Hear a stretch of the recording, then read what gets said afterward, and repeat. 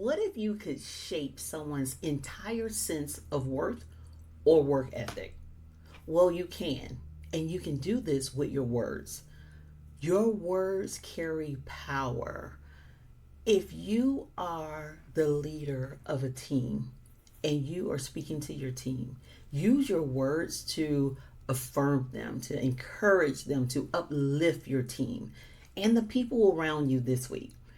A word of affirmation can shift someone's mindset. It could literally unlock their performance and build loyalty and trust. As a leader, your team looks up to you, and your words can either lift them up or it can limit them.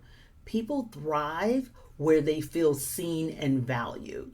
You never know how your words can change someone's life. I literally had a team member that told me it was nice to be seen and that I saw things in her that she didn't see. Later on, after multiple conversations, she expressed to me that during her childhood, she didn't hear a lot of positive things. It was nice to be encouraged. It was nice to be seen in a positive way and not only to hear the bad things. You never know what people are going through.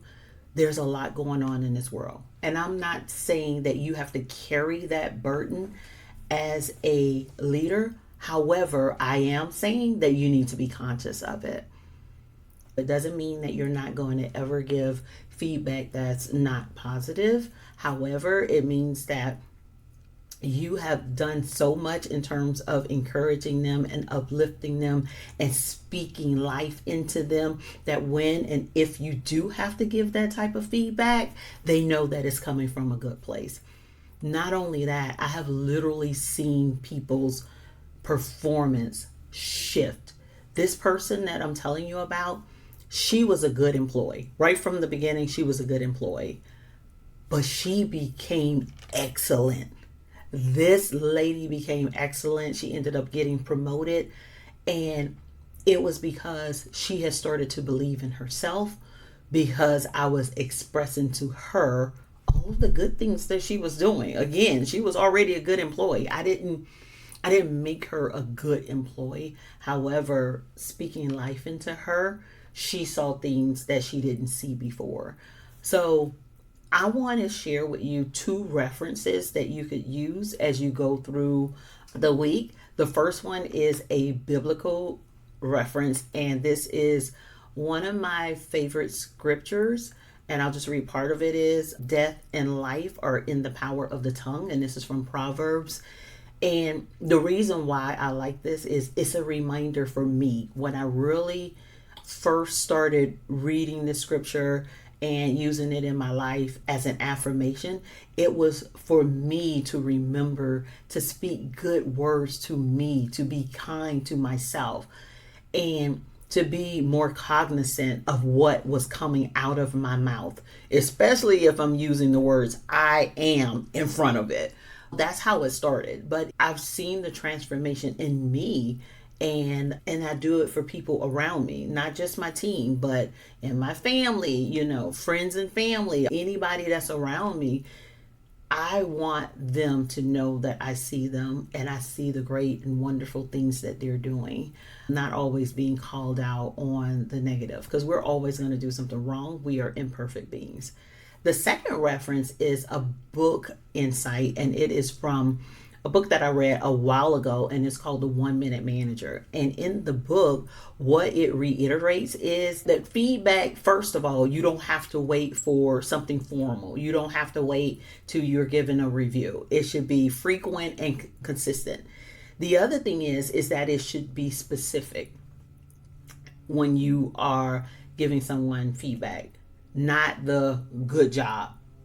That's okay, but if you could be more specific, I appreciate when you stayed late last week to complete that project. I really like the way you stay calm in handling that tough conversation with the client. Being specific and letting them know specifically what type of behavior that you are encouraging. I know when when I tell leaders, oh, you should be doing one-on-ones on a consistent basis, initially you see it as a something else to add to your checklist. And I get that. When you have a lot on your plate and someone's telling you one more thing. But when you are doing the right things and you're adding those to your checklist, some of the other things come off. If by encouraging people you can improve performance, that means that that's one less conversation that you have to have with someone about not performing the way they need to perform. You understand what I mean? So some of these things that you add to your plate is going to alleviate some of the to-dos that you have on the back end. This week, your action step. Speak one intentional word of encouragement to each team member this week. If you have 5 members on your team, you speak one word of encouragement to each one of them. If you want to speak more, of course, speak more. Bonus points if you speak words of encouragement to all of the people that you come in contact with this week. So like your family members, if you have kids, this really works well with kids, and your team and yourself. Don't forget yourself. Make sure you are using your words to speak life.